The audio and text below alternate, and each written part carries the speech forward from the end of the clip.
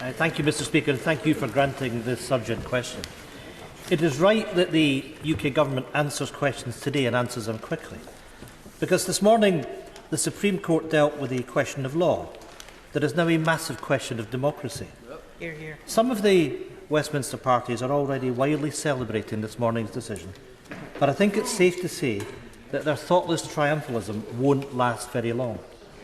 Because this judgment raises profound and deeply uncomfortable questions about the basis of the future of the United Kingdom. The biggest question of all is how the Prime Minister can ever again repeat the myth that the United Kingdom is a voluntary union of nations.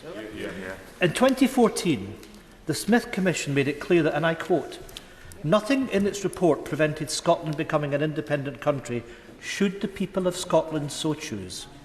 If that is true, if his government is still committed to that promise, will he urgently amend the Scotland Act to ensure that the Scottish people have the right to choose our own future?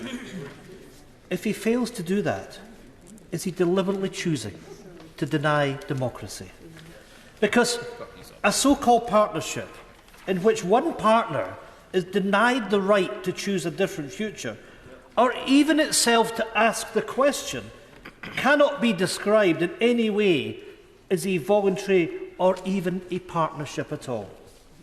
Mr Speaker, what today's decision does is cast focus on the democratic decisions of the Scottish people.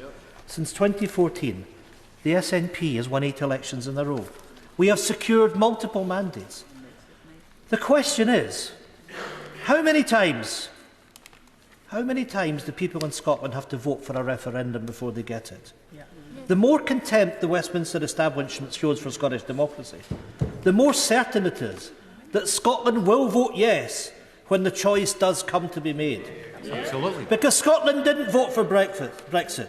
We didn't vote for a new age of Tory austerity.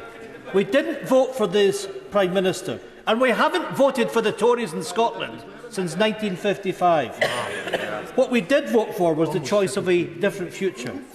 If Westminster keeps blocking our democratic decisions, lawfully and democratically, Scotland will find a way out of this union.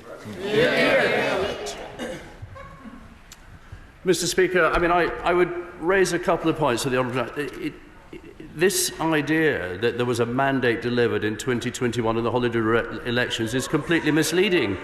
As the First Minister herself said in an interview in the Herald, that parties, and this is when she thought that the former First Minister, their leader, previous leader Alex Salmond, was gaming the system with his party Alba. She very clearly said that parties should stand on both the list and first past the post constituency system, and the Greens did not fulfil that. Neither did Alba. So let's be clear: in the 22 Holyrood elections, the so-called mandate, less than 1/3 of the Scottish electorate voted for the SNP.